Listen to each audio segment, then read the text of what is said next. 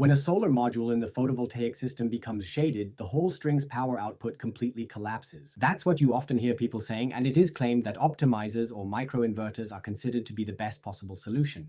I've taken a closer look into this by partially shading the modules on my own photovoltaic system. Now, let's thoroughly review the data together to determine if the string's overall power truly experienced a notable decrease or collapse as a result. If that interests you, then stay tuned. Enjoy the video. Let's get started. Yes, I've shown that in many of my videos already. I have this incredible tree here, a massive oak standing in the southwest, which casts a shadow on my photovoltaic system.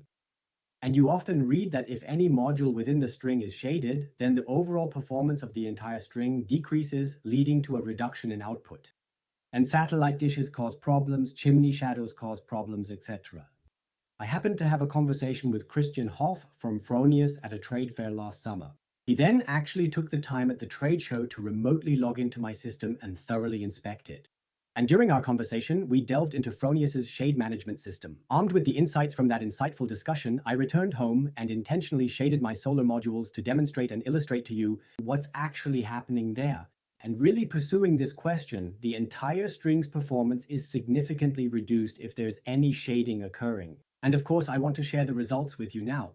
And since Christian can explain it much better than I can, I've invited him to talk to you about the shading management from Fronius. And with that, I warmly welcome you, Christian. It's great that you took the time to talk to me about it. We hit it off right away, and you encouraged me saying, hey, give it a shot. Why not try simulating a chimney shadow? Once you've done that, go ahead and send me the data for me to take a look at. I completed it, and I'm very eager and looking forward to having the chance to go over this valuable data with you soon. Maybe you could briefly introduce yourself. Who are you? What do you do at Fronius? Sure. I've been at Fronius for 4 years working as a technical advisor.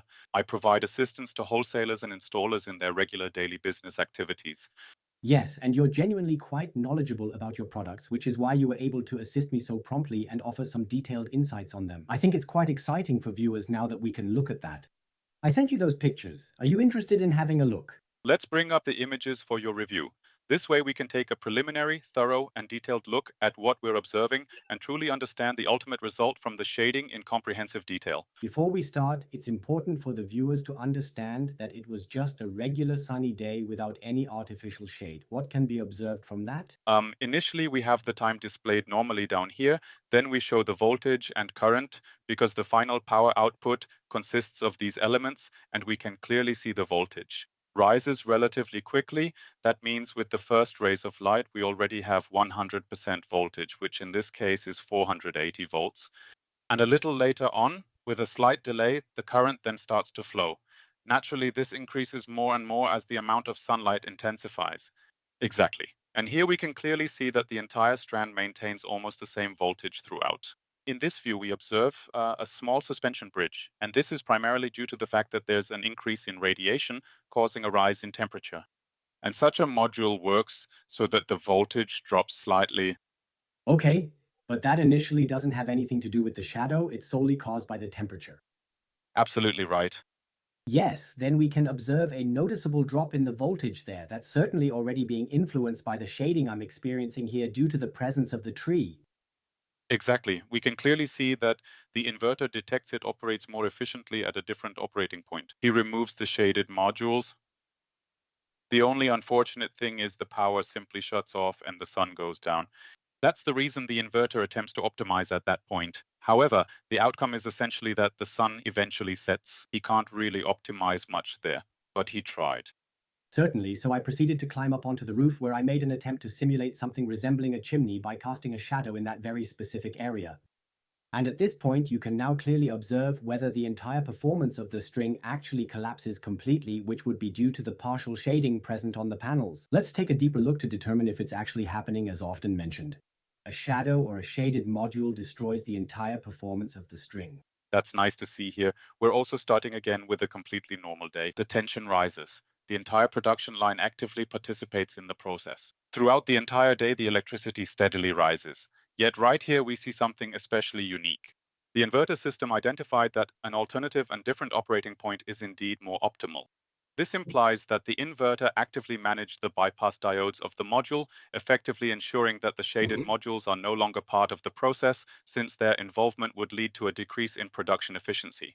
By excluding them, the overall energy output is optimized. He stays then. meaning that a portion of the modules are disconnected because they are shaded by the chimney, affecting energy production. We can still see how production is gradually going up, and here the shadow is gone again. This indicates that the entire module is participating once again, and then afterward we observe another typical voltage curve normalcy. This means we can confidently install our inverters in shaded areas without having to overthink or worry too much about the process. The shadow management is built into every inverter and also activated, and it automatically takes care of ensuring that we don't face any loss of performance, while at the same time ensuring that any shaded module parts are actively removed from the string for as long as it remains necessary. Yes, that means anyone who wishes to install a solar panel system and is aware, okay, I have, for example, a satellite dish or perhaps a chimney that now and then casts shadows, what should you pay attention to make it work with your system? Can any inverter from Fronius do that? Yes, essentially you can use any inverter. So even if it's like 10 or 12 years old, those inverters can still manage the task. They've got the necessary technology in place. Of course, what's crucial is rapid management and having a seriously good algorithm to handle things efficiently. It simply helps a lot that we currently hold 1,300 active patents, that we have 800 highly skilled developers spread all over Europe, and by the way, we also boast an impressive 75 years of experience in the realm of pure power electronics. And that allows us to perform this task with impressive reliability, avoiding any necessity for additional external optimizers because the optimizer function is conveniently pre-integrated into the inverter system itself. Okay, I'd like to talk about that right away. You often hear, yeah, if you have shading, then use optimizers, for example. But I'll stay on this topic. If I'm buying a photovoltaic system now, do I need to consider anything specific with the modules? You said bypass diodes are activated. Right? All modules have bypass diodes. This has also been standard for 10 years. Today, there are no modules available on the market anymore that come without bypass diodes. All right, so I'm securely on the safe side with that. When buying solar modules, I don't need to worry anymore about which ones have a bypass diode or even multiple bypass diodes. But they come installed standard, and the inverter is capable of working compatibly with all manufacturers. Exactly. And what's also key is, as you noted, multiple bypass diodes. There are consistently a minimum of 3 installed. This indicates that one module is further subdivided internally. If snow covers a horizontally installed module, the entire module does not shut down completely. Instead, just the lower strip will be partially deactivated, allowing the remainder to continue operating as intended, because that function is handled by a bypass diode. Yeah, okay. Yeah, that's nice to understand. Great. Okay, Christian, what I think is super important, just also for the viewers, what do you do differently compared to, for example, using power optimizers behind the modules? And what is in favor of you, or rather, I'm not looking to speak against optimizers, but what distinguishes you from them? Good question. Thanks. From our perspective, 2 points are really important.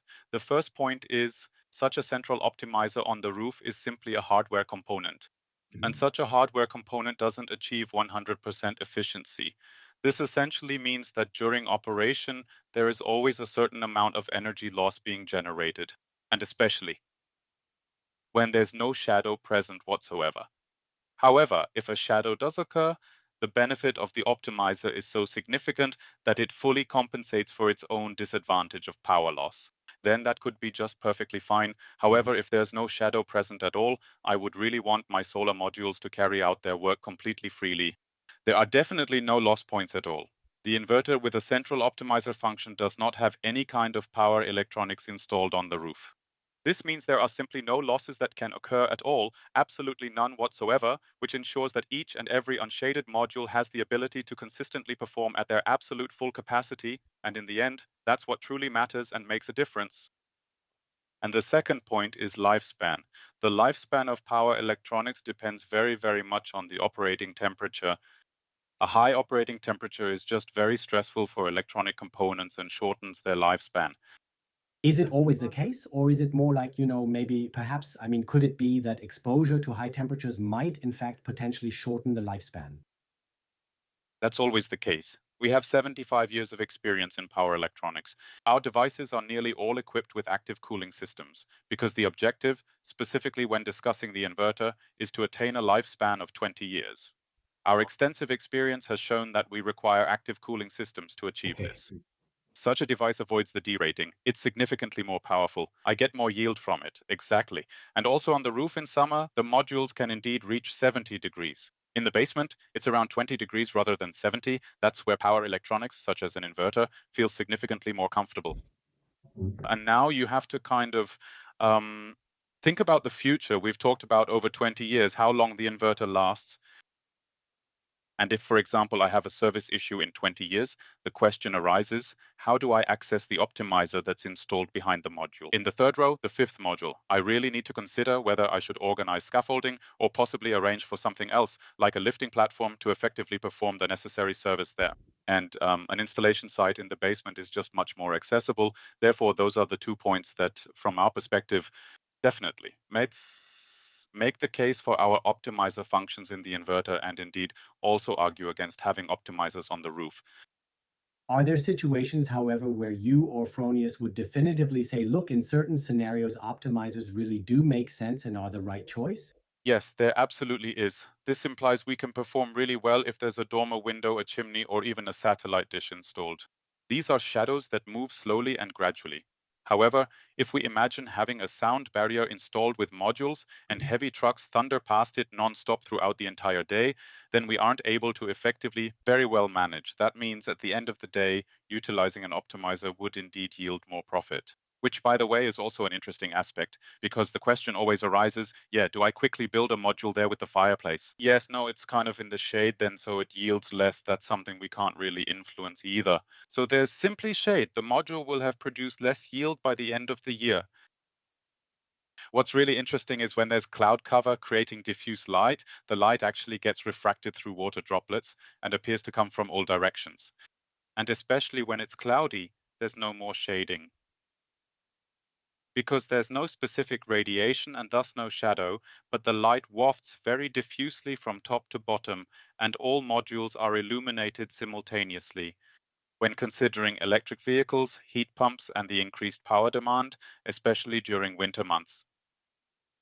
Where diffuse light often occurs, every individual module really helps. Even if the module is shaded during the summer due to the chimney casting a shadow, it still contributes significantly during this period to significantly minimize self-consumption by having a module like this. By building a module directly in the shade, To increase self-use and reduce grid dependency.